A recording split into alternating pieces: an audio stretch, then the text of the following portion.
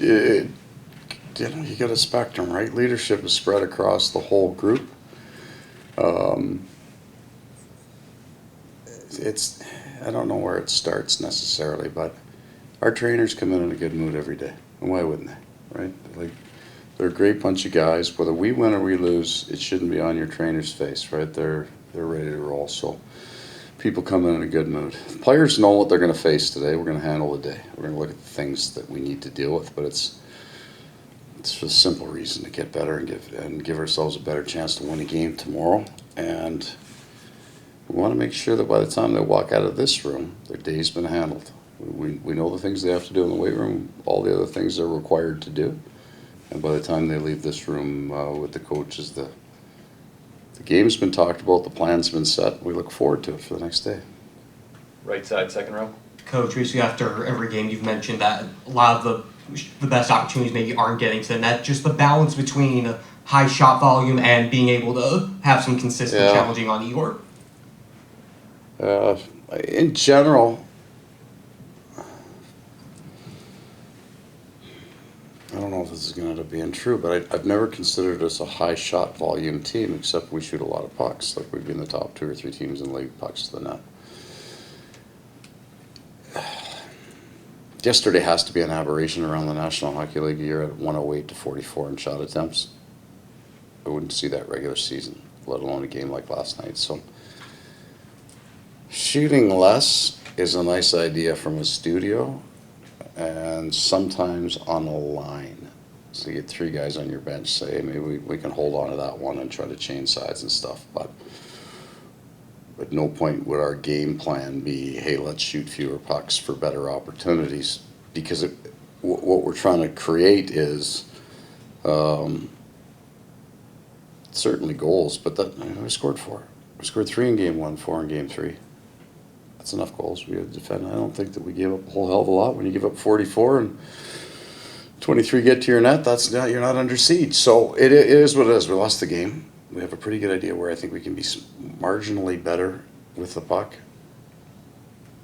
I say marginally because I think we can make slight improvements with it, but we were pretty good with the puck. Right side, George. I have a 2-part for you. Of course you do, George. Thank you.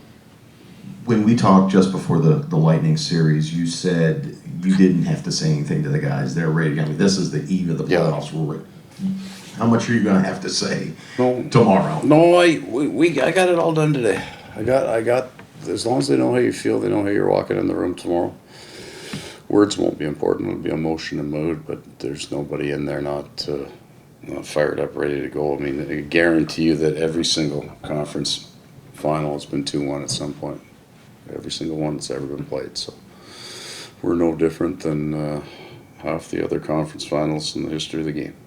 And looking back at Wenberg's, the game-winning goal there, how much do you have to show that on video? It seemed like there was a couple breakdowns that just don't usually happen. Yeah, it's one. We dealt with it. Is it Rodriguez or? No, I'm not giving you. I'm not serving anybody up on that. The teams play one of 2 ways. They either run a switch off with their center or don't. Those are pretty much the only 2, and then that will change on whether there's overloads or they teed up top. But we got a plan. It's very similar to New York's. Mm-hmm. Paul, I know last night you didn't want to play player safety and everything, and but Trouba was fine today. You know, I guess take the hat, pass it around. Yeah. Poor lad, poor Jake. Won't be able to eat. I guess, like looking back on it, like it won't matter how well you craft this. Okay. It's just, all right. How about this? How would it have not biting it? Yeah. How would it have changed if it would have been a 7-minute power play there, 5-on-4? And also, is Rodriguez still okay today? Roddy looks good. It would have been 3 more minutes, and they would have started with the 5. Left side, third row, Kristen. Paul, you don't want the team to just flush what happened yesterday, use the term, have a little growl a little bit after. Yeah. What do you want that to look like tomorrow when the guys are on the ice?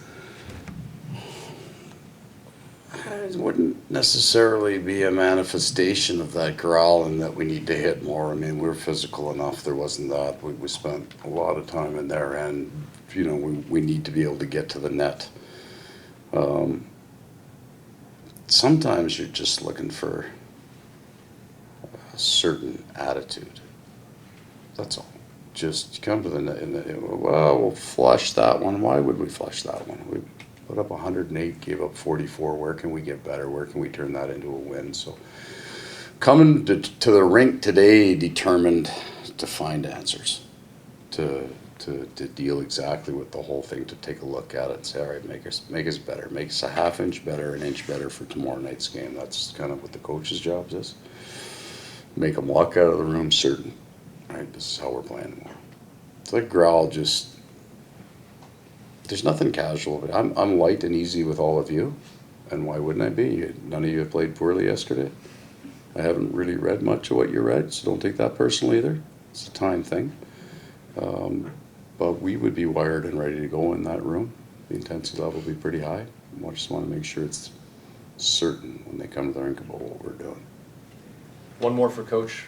You spoke the other day about Ekman Larson. That can't be held against me. Yeah, I've been doing this for 30 years. You pull something out from... No, I'm not even going to ask about him. Sweet. Different Swedish guy, though.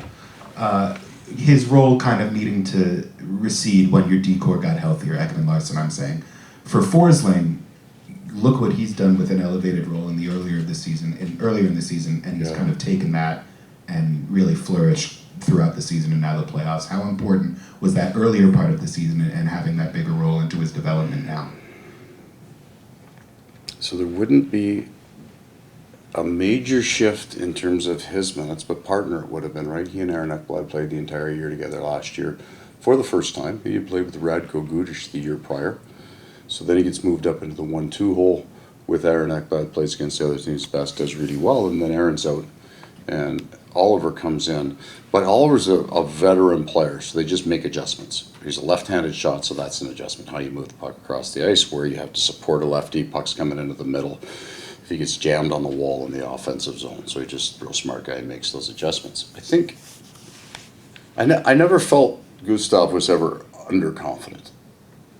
There's no arrogance in the man, but he wasn't, for a guy that had to kind of scratch and claw, got wavered, healthy scratch to the 1-2 hole. There might be some doubt sometimes in there. I just never really saw it from him because all you look at is the process that he's going through. Just, God, he works so hard every day. He was just getting better and better. So I don't think the opportunity to take on a bigger role because he was playing with a different partner changed his personality. I think you're just seeing the natural ascension of a man that has done absolutely everything he can do to max himself out. Where he gets to, I'm not sure. The joke was if he keeps it going, he's going to be leading our team in scoring here by the end of this thing, and we won't hold him back.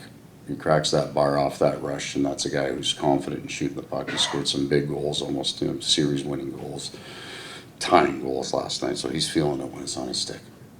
Thank you for your time, Coach. Oh, you guys are awesome. Where do I gotta stay?